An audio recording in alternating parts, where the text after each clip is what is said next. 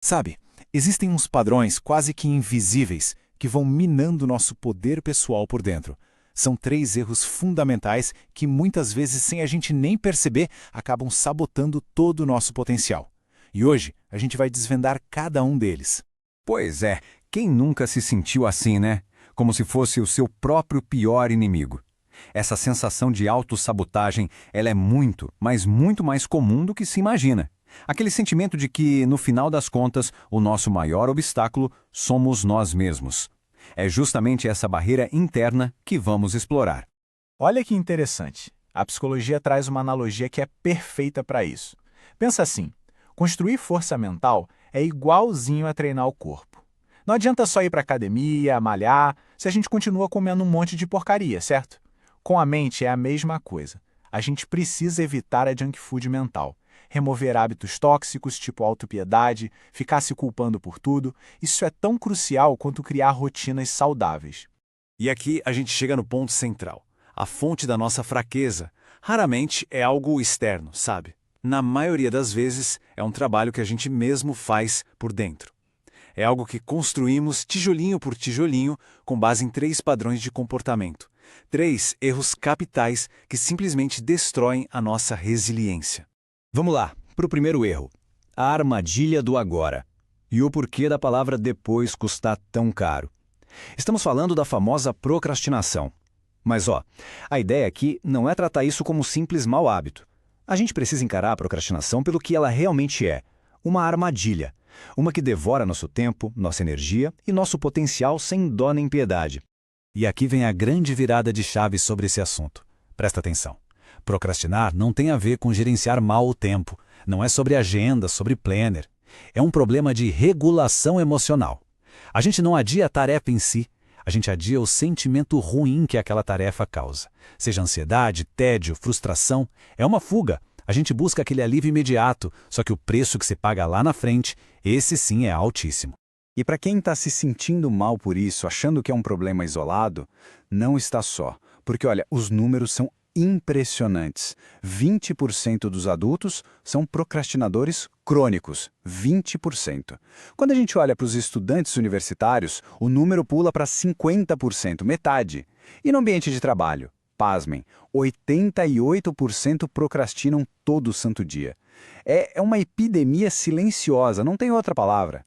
A psicologia foi tão a fundo nisso que existe até uma teoria para explicar, a teoria da motivação temporal.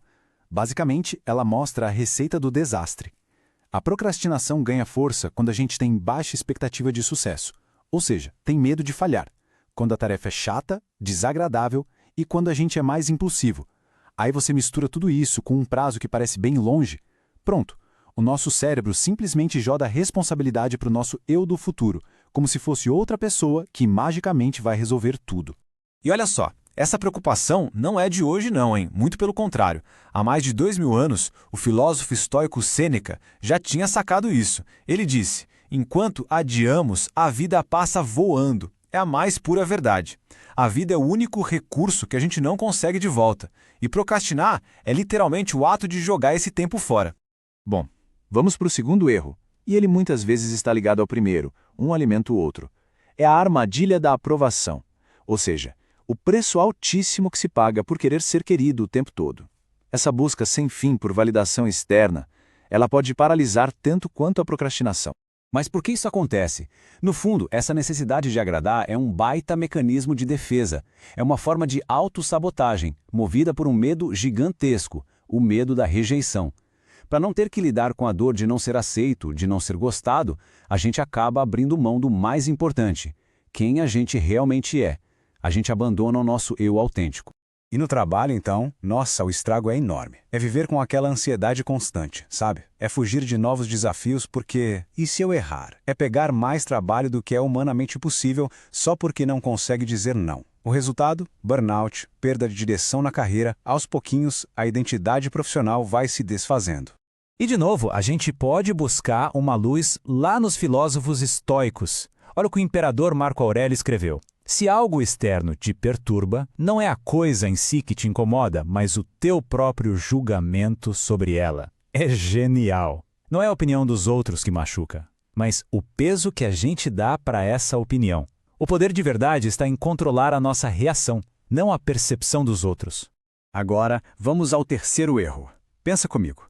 Quando a gente procrastina e as coisas dão errado, ou quando a busca por aprovação não funciona, é muito fácil cair no terceiro e talvez o mais paralisante dos erros, a armadilha do poder. É quando se assume a mentalidade de vítima e culpar os outros vira uma identidade. E isso é muito sério. Porque assumir uma mentalidade de vítima não é só ficar reclamando, não. É muito mais profundo. É um ato de renúncia. É como se a gente estivesse abrindo mão voluntariamente do controle sobre a nossa própria vida. É entregar a nossa capacidade de agir, de mudar o nosso próprio destino. E aqui o caminho se divide em dois. De um lado, tem a mentalidade de vítima. É aquela pessoa que acha que a vida acontece com ela, sabe? O foco está sempre no passado, nas queixas, na culpa que é sempre do outro. Do outro lado, tem a mentalidade de agente. Essa pessoa entende que ela responde à vida. O foco está no agora, na ação, em assumir a responsabilidade pelas próprias reações.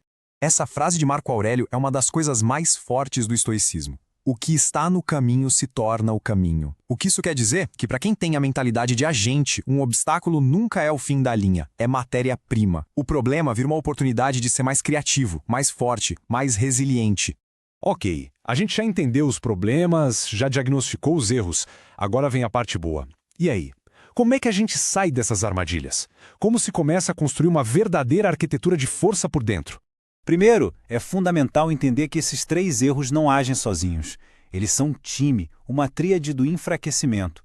Um reforça o outro. Pensa bem, a procrastinação acaba com a nossa competência. A busca por aprovação destrói nossa autenticidade. E a mentalidade de vítima, essa aniquila a nossa vontade. Juntos, eles nos deixam completamente sem armas. Mas a boa notícia é que o caminho de volta existe, e ele é bem claro. Para cada um desses erros, tem um antídoto. Contra a procrastinação, regulação emocional. É aprender a sentir o desconforto e agir mesmo assim. Contra a busca por aprovação, autovalidação. É encontrar o valor dentro de si, e não nos outros. E contra a vitimização, responsabilidade radical.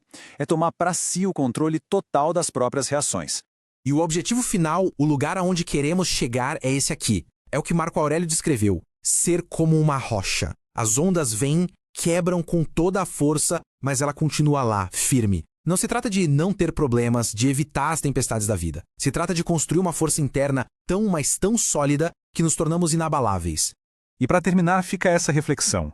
A grande mudança não começa com uma revolução gigante, mas com um único e pequeno passo. Então, a pergunta é, qual é essa pequena ação, por menor que seja, que pode ser feita hoje para começar a retomar esse poder?